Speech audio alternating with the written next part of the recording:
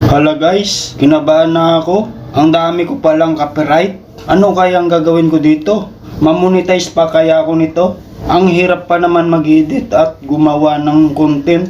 Ganito lang pala mangyari.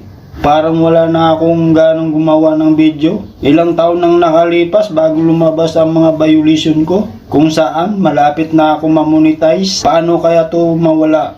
Hello guys, gusto ko lang po ibahagi po sa inyo. Kung sakali mangyari din po ito sa inyong YouTube channel, ito lang po ang gagawin nyo. Disclaimer lang po, huwag nyo po kagad burahin o i-delete ang video na mayroon pong copyright claim. At palagi nyo po i-check ang mga video. Kahit ilang libo pa yan. Lalo na kapag malapit na po tayo ma-monetize. Kaya hanggat maaari, ayusin nyo po kagad. Dahil kapag pinabayaan nyo yan, magkakaroon po kayo ng copyright strike. Ilan po kasi sa ating mga vlogger na baguhan, hindi pa po alam kung ano ang gagawin. Katulad na lang po sa video na ipapakita ko po sa inyo kung paano mawala o matanggal ang copyright claim sa isang video. Una, itap lang po ang YouTube Studio.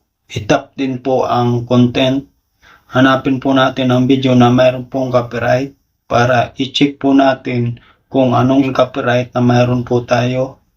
Sundan nyo lang po ang nasa video para madali nyo po masundan kung ano ang mga gagawin nyo. Copyright claim po ang violation ko sa audio. Naalala ko na guys, yung audio ng KineMaster na ginamit ko noon. Free naman po siya, kaso bakit nagkaroon pa rin po siya ng copyright? Kaya guys, ang advice ko rin po sa inyo, huwag na po kayo gumamit ng mga audio na galing po sa iba't ibang application. Kahit free pa po yan. Ganun lang po ang gagawin nyo. In progress na po siya. Sana nasundan nyo guys at madaling yung matutunan. Kung wala pa po kayong YouTube Studio application, mag-download na lang po kayo sa Play Store. At kung hindi pa rin po matanggal ang copyright sa isang video, ulit-ulitin nyo lang po para matanggal po siya. Okay guys, sana nakatulong ang video na ito sa inyo. Hanggang dito na lang po. Kung mayroon po kayong mga katanungan o suggestion, mag-iwan na lang po ng message sa ibaba para alam din po ng ibang manonood.